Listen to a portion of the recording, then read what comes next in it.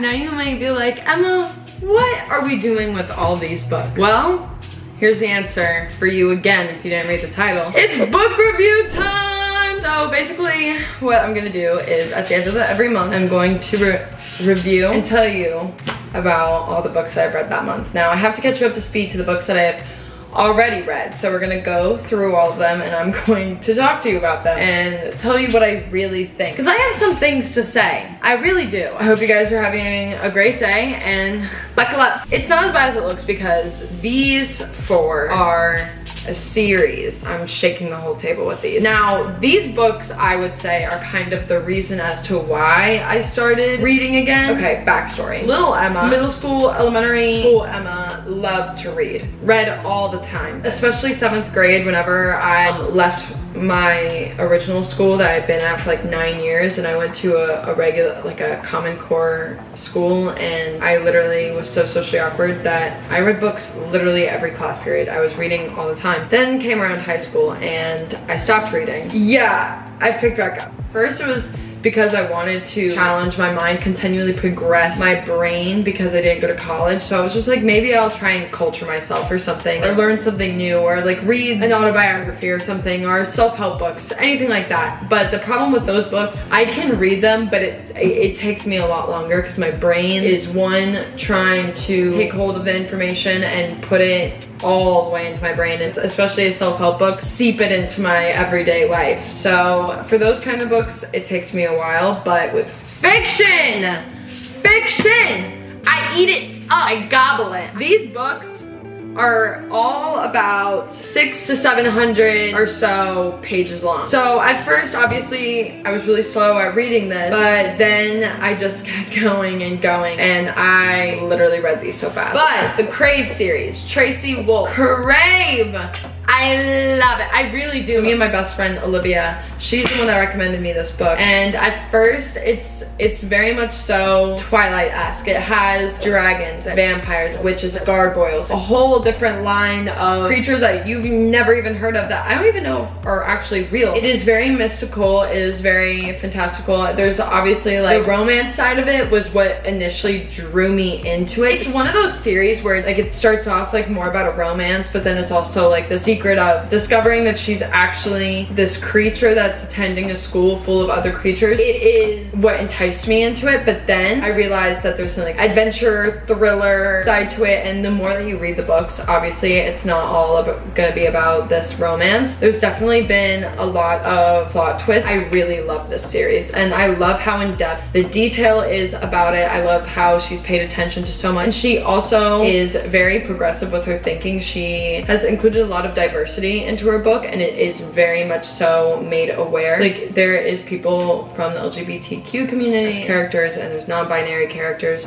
There's gay love, which obviously I adore, and there's a lot of problems that are related to what we deal with every day, just like whether it's sexism, feminism, racism, all of it. She's kind of turned it into a way that you're able to read in their world. So it's very interesting. I like how forward-thinking Tracy is. I'm dying for, I think it's Charm to come out on November 8th. I would order the books whenever I was nearing the end of it, like the last 200 pages, because I knew I was gonna finish it so fast. I was going online to order as I was about to finish the 4th book, and it literally doesn't come out till November 8th, and that is depressing. I love my Crave series. Great job, Tracy Wolff. I think in big books like that though, there's definitely lulls, so if you can get through some lull, you're fine. Like, it's not big lulls, but it happens whenever I find.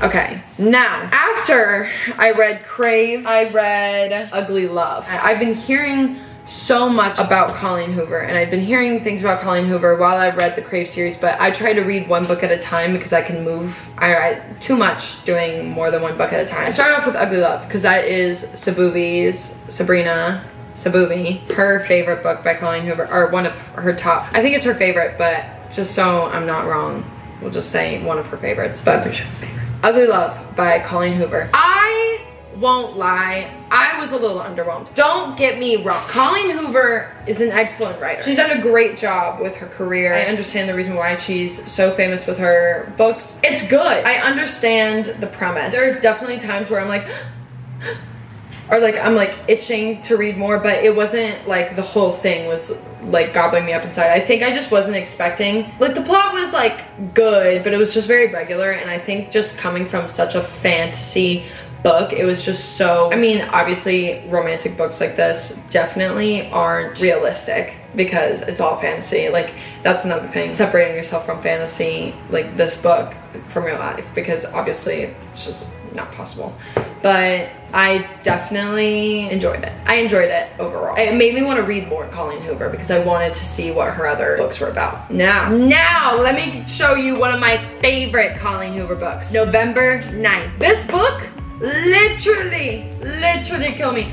I loved this book. I loved reading this book. I loved the plot twists. I loved the writing. I loved the characters. I loved the character development. I loved the plot twist.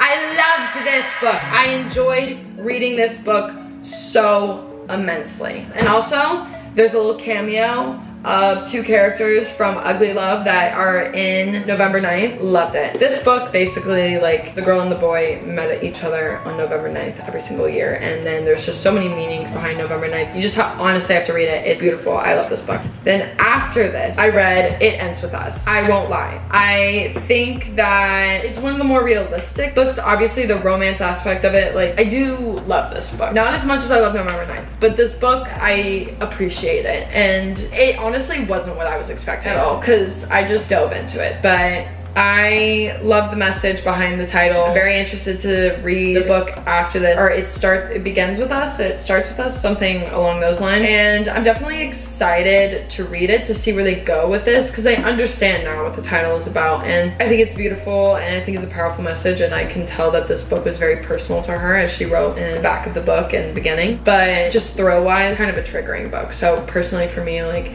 it was just a little hard to read. It's good nonetheless, but I'm very happy with the way. And after that though, 7 Husbands of Evelyn Hugo. This book, so good. I cannot wait to see it become a movie. A film adaptation of this book is iconic. I was not expecting it. I don't really know what I was expecting, but it wasn't this. And I really enjoyed it. I thoroughly enjoyed this book so much. I think everyone should read it. I want to read another Taylor Jenkins Reid book, because I heard that she had some pretty good ones, and from the way that she writes, like, I love that. So this was an excellent book. Then I dove into The Untethered Soul, which is a self-help book, and I will say it is very enlightening, and I related to so much of it, and it's definitely changing and altering my perspective on life. I won't lie to you guys, I still have a little bit left because I got distracted and I started reading another book, but it is really good, and I definitely am going to keep this book, and I'm going to reread it again, except I'm going to annotate it this time, and I think I need to do that more with just any self-help book. It is a really interesting book. It's really interesting to, like, kind of apply it to your own life and see the ways that it kind of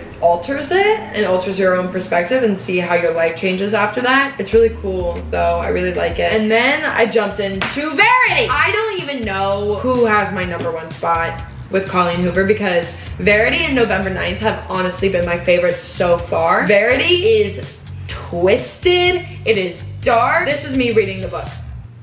I love this book. It is so crazy. It is really twisted, really messed up. It's just a change of pace for Colleen, and I really enjoyed it. I think I want to read one more of her books because, okay, here's my thing, Miss Colleen Hoover. I love the way you write, and I think that you have done a great job with plot twists and plot lines and character development, but I will say there are times where there is just not a lot of spice or flavor in maybe the relationships. I think it's just hard to think about, like, every happy ending with a baby and, like, a family and they grow old together. Like, obviously there's just, like, other forms of a happy ending that I think I want to hear about, and there's always a sorry, I'm not mad. There's always a casserole. And I'm sorry, Colleen. It's just, there's so many other food options besides a casserole. I understand whenever there's a funeral or a death happening, casseroles are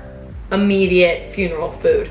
But literally a date or anything else that's happening, a casserole? You know, maybe I could be wrong. That's why I want to read more of your books, because I want to see if there's any more casseroles in any of your other books. Because I've read 4 so far, and it's yeah, like that's why there's so many different authors. I think Colleen should stick to what she does, but the reason why I don't think I would be reading just her is because there's not enough, I don't want to say diversity, it's in a sense diversity, just different.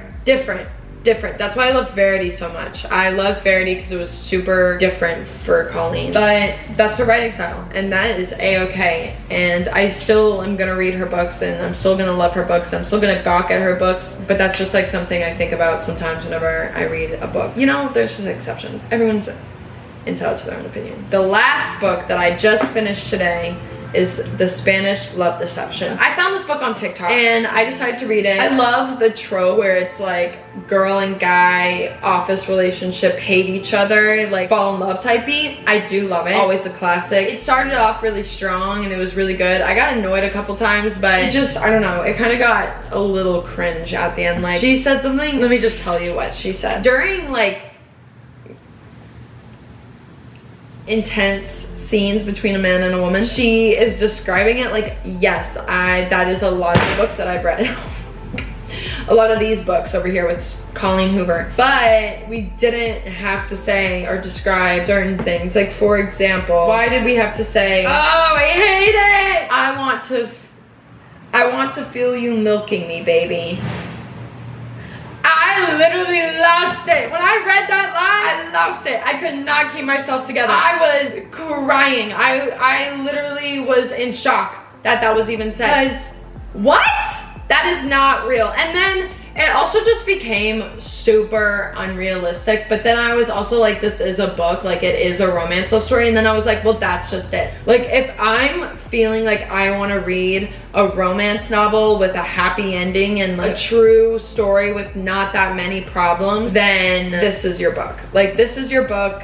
There is some anticipation, there is some angst, especially in the beginning, but by the end of it, it's just like pretty predictable. I think that's why. But I loved like the beginning because I love the intensity of like hating each other, and then like obviously he's in love with her. So it started off strong. It's a New York Times bestseller, but it just didn't finish off the way it started. I started Crave in September of last year, and I didn't read it consistently because I wasn't as actively reading as I am now. So it took me a while to finish the series, but now I'm on to, then I started reading this, and I've done all of this past month. Yeah, oh wow, it's been a month. And now I'm reading Other Names for Love, which I'm excited about, and I hope that you enjoy these books as much as I did. I hope that maybe we agree, maybe we disagree. I would love to know your opinion in the comments down below about what do you think about these books and what's your experience reading them. And I just want to say that if you like a book and I don't like a book, everyone's entitled to their own opinion. I'm not trying to offend anyone. I'm not even trying to offend the writers. I think the writers write beautifully, but you know, everyone has their criticisms. I really